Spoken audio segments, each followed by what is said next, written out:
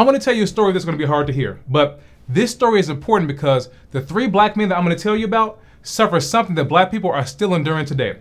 This story is both old and new. It's a story that represents what has happened to countless black people at the hands of police in this country. This is the story of Arthur Ellington, Henry Shields, and Ed Brown. Before I tell you what happened to them, you will need some history first. This history is going to be important because it gives you context and understanding as to what happened to them and many others. So give me a few moments while I break this down for you.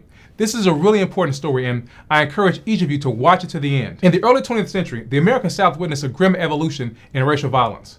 While lynch mobs initially carried out brutal public executions of black people without trials, the 1930s saw a shift towards legal lynchings. Quick and unjust racially biased trials replaced mob violence with state-sanctioned executions. Southern states began to create a monopoly on the use of force against black people. Police torture emerged as a method of control, with officers routinely using physical and psychological coercion to extract confessions from black suspects. These confessions secured quick convictions and appeased the white community's demand for justice. The decline of public lynchings did not amount to a decrease in racial violence, but rather a shift, with the justice system assuming the role of the lynch mob.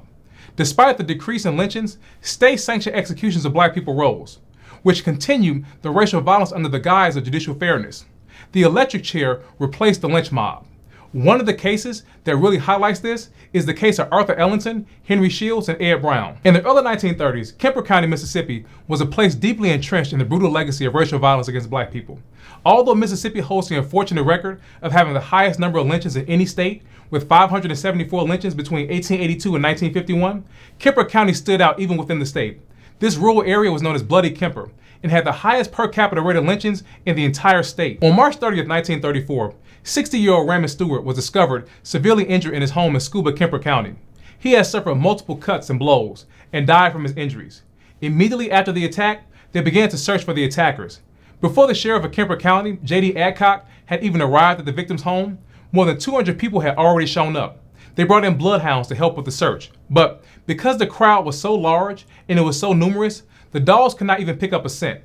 With no physical evidence or leads whatsoever at all, Sheriff Adcock recalled that a 30-year-old black man named Ed Brown lived on Stewart's property. Ed was arrested and taken to jail in DeKalb. The very next day, police arrested 27-year-old Henry Shields, who lived close to Stewart's home.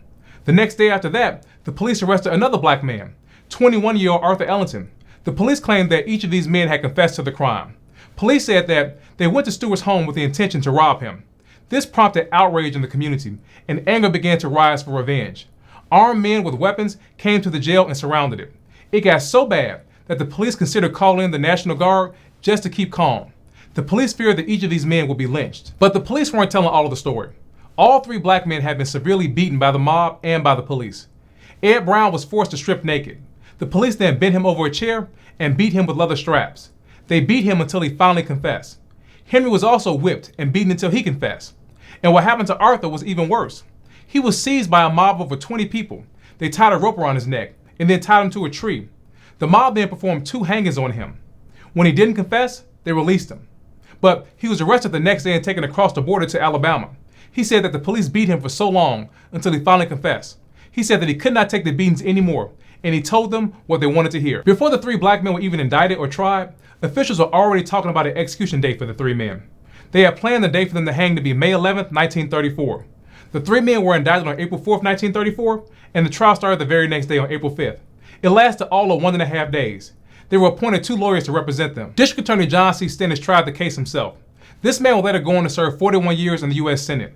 He brought in evidence from the crime scene. He showed the jury the victim's bloody clothes and the axe that was found at the scene. But the most important piece of evidence that the prosecution used were the confessions. Ed and Henry and Arthur's attorneys objected to their use, but they were allowed to be used anyway. Several witnesses and police officers admitted during the trial to having beaten Ed and Henry and Arthur several times during the investigation. One of the witnesses at trial that admitted to beating the men was Reverend Eugene Stevens, and Reverend was not his name, it was his title. He was a minister. He testified that he was at the jail, and he said that all 3 men voluntarily confessed. He said that he personally hit Ed with a stick while he was at the jail. Police officer E.L. Gilbert testified that he had beaten Ed during the investigation. He said that they took breaks in between beating Ed. Another police officer, Cliff Dial, he admitted that he beat Ed, and the mob also beat all 3 men.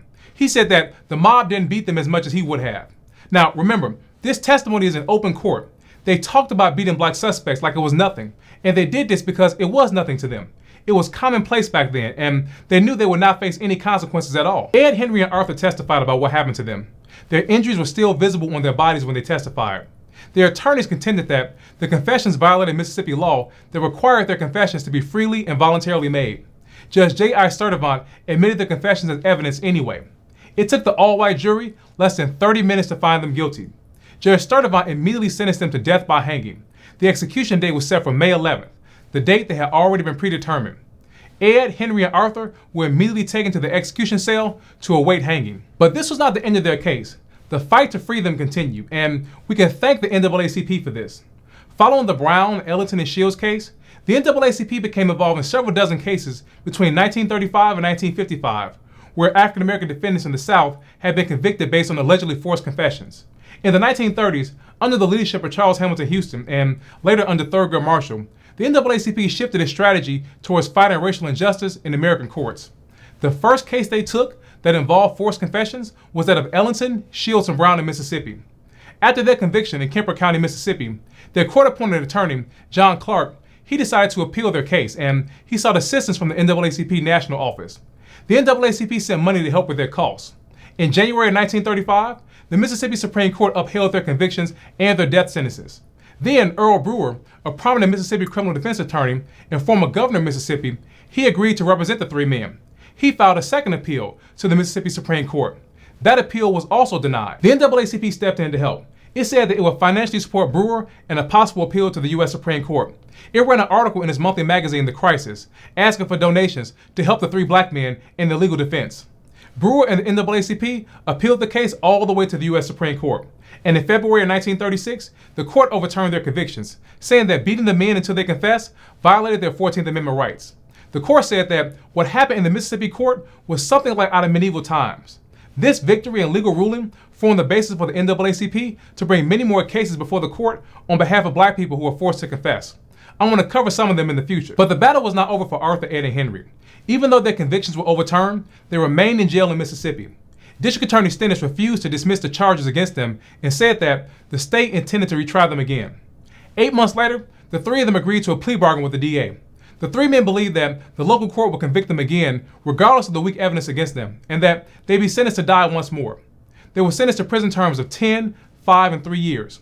Considering time already served, Arthur was released in May of 1937, Henry in February of 1939, and Ed in December of 1941. Brown versus Mississippi is an important case because it represents the past, the present, and probably the future. Black people are still being treated unjustly and still being subjected to unconstitutional policing practices. Since 1989, close to 4,000 people have been exonerated from prison for crimes they did not commit, and over 50% of them have been black people. I want to know your thoughts on this video.